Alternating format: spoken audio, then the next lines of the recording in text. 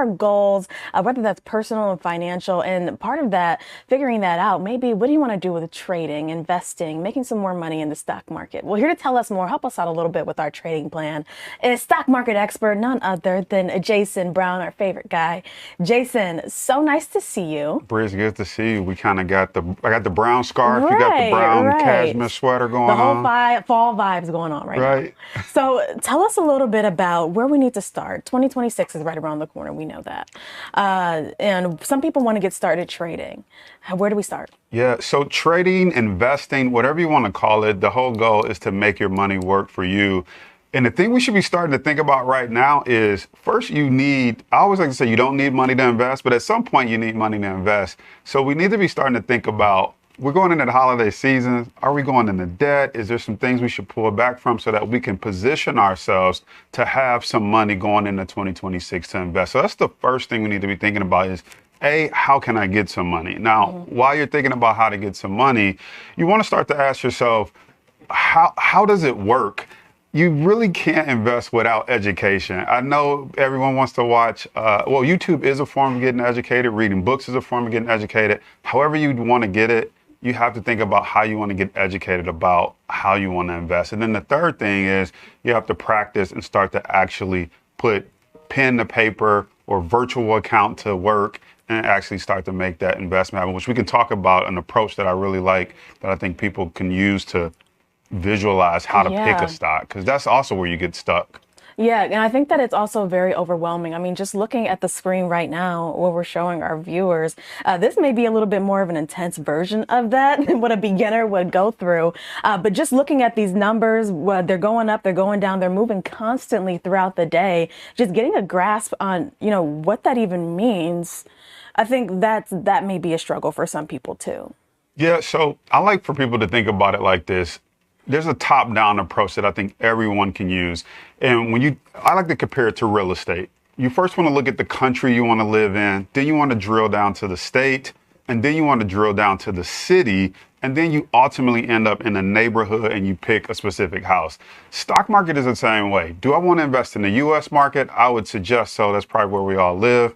Then you drill down to what industry do you want to invest in? So if it's the tech sector, if it's tech industry, then you go down to the sector and say, what type of tech? Do I want to be in AI? Do I want to be in e-commerce?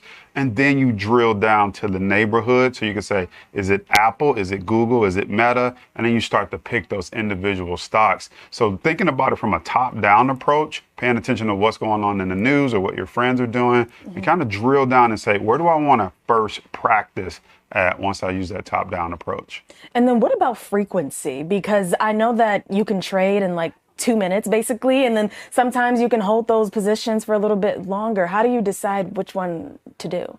Yeah, so the reality is most people watching this, if they start investing or trading in the stock market, you're probably working a full-time job. And so there's a misconception that trading means I got to be in front of my computer all day, I got to be pressing some buttons. That's actually not true.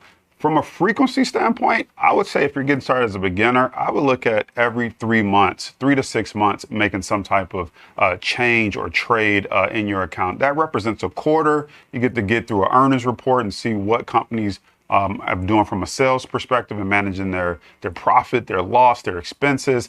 But about 3 months for a beginner gives it enough time to actually do something to see some real results.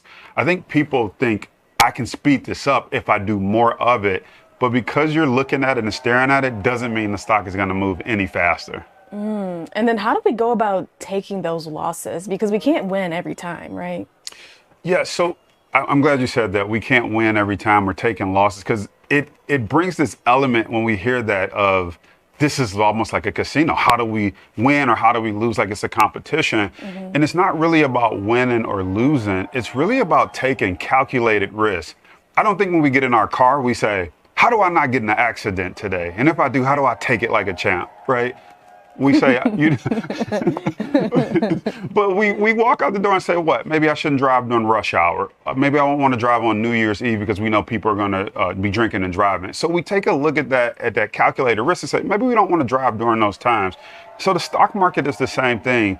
We want to look at it and say, what are some of the ideal times to take a calculated risk where the probability of me getting to my destination is more likely than not? And so the probability of getting to your destination is, what's the probability that this money is going to come back home with me and it's going to bring some little green soldiers with it? And so it's really about taking a calculated risk, but understanding that when you look at I like to look at a 1 to 3 risk reward ratio. Think about it like this. If you risk $1 to make 3, how many times can you lose? You can lose twice, but if you're right on that third time, you break even. And so when you start to look at it mathematically, you want to take calculated risk that for every $1 you risk, you have an opportunity to make 3. And as long as you're right 1 out of 3 times, you'll break even and start to move that ball forward. And so that's how we want to look at the stock market. You can't be right every single time. But taking that calculated risk and then making sure, I like to say, you live to trade another day. You live to get to trade number 2 and 3 so that you can eventually be profitable. Now, Jason, one of the reasons why I really like talking to you is not only are you an expert in the stock market, but you teach other people how to do all of this, which is incredible. You're teaching us how to do it right now. But outside of this, you offer a little bit more of a personal approach to this. Tell us a little bit about that. Yeah, so there's 2 ways that you can learn from me. Obviously, I wrote the book 5-Year Millionaire. I shouldn't say obvious in case people watching don't know that, but I wrote a book called 5-Year Millionaire, which talks about how to make $1 million in the stock market in 5 years. And then I also have the Brown Report, where I actually find the stocks. I do stock market seminars online so you can learn how to open your account, how to determine the best time to buy and sell. And then I actually send out my report of stocks that I'm looking at that are low risk, high reward, like that 1 to 3 risk reward ratio, at thebrownreport.com. And really, it's all about building something that I wish I had when I got started. And so that's what the Brown Report is all about and how I like to help people. All right, good deal. Jason, thank you so much. Always good chatting with you. Bree, thanks for having me.